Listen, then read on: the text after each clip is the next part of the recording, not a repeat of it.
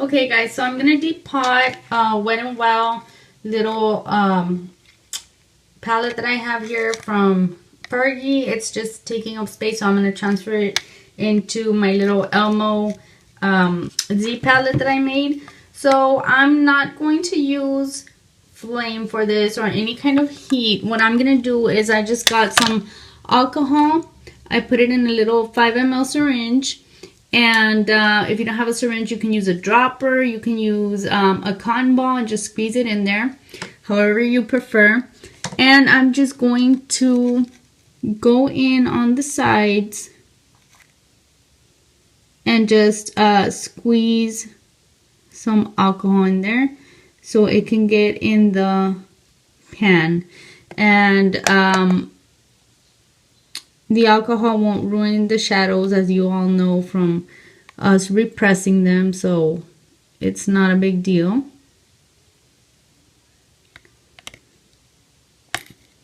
And I'm just going to continue to do that all over each side, each pan.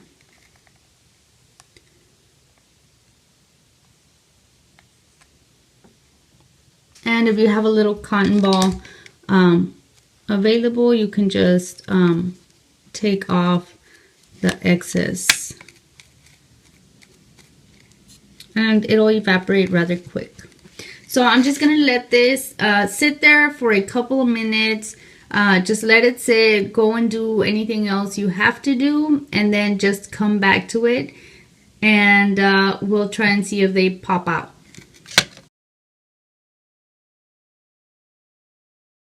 Okay, so I'm back. It's been a couple minutes, but I'm just going to take my little, I got a wood carving little set that I used to depot shadows and stuff. So I'm going to try to go in carefully on the sides, through the sides.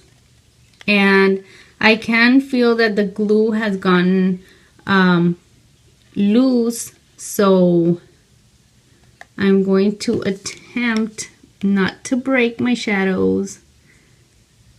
Okay, let me try this one.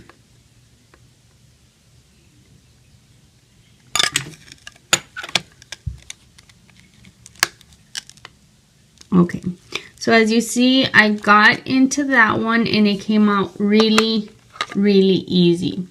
So that's one down. It didn't get broken. It didn't get damaged.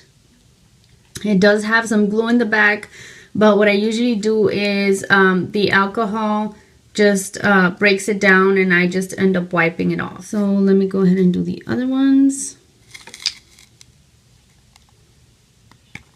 Ah, I scratched it. Okay, gotta lay it flat for this and set this down. I'm gonna try to get in to this one right here. And this is not easy just because of the shape of the container. But if you have something sharp that you can go in there with, it'll make it that much easier. So there's another one, and as you can see, I poked it with my little tool. Let me get around to the other one. And I don't know how well y'all can see this, but I have to lay it flat because otherwise I just can't get in there. I'm going to try to be a little bit more careful with this one. And like I said, it's not that the glue is stuck, it's that the shape of the pan, it makes it difficult. But there we go. We have another one. On to the next. And I tried breaking the top off, the lid off, but couldn't do it. So I'm trying to dig my tool in there so I can get it out in the first try. There we go. Here's a safe little one. And the very last one, this one right here.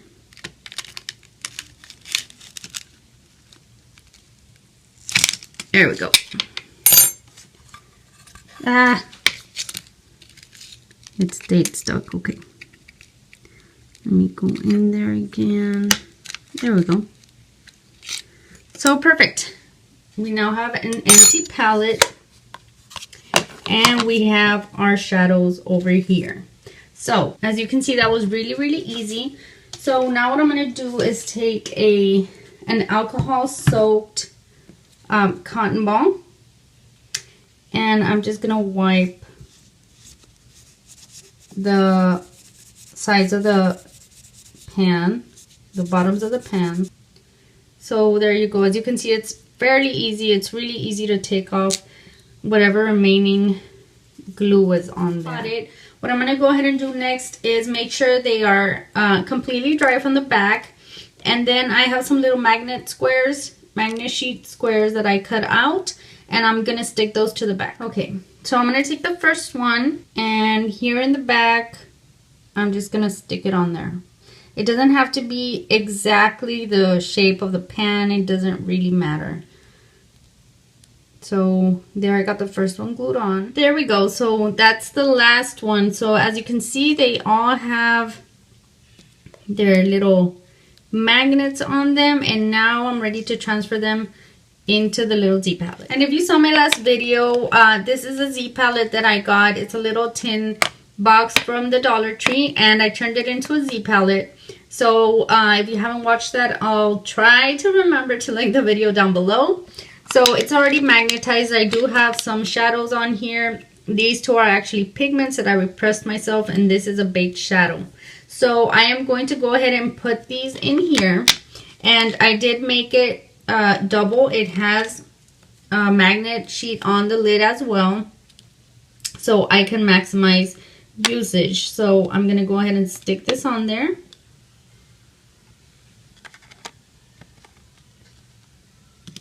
And just stick them all accordingly.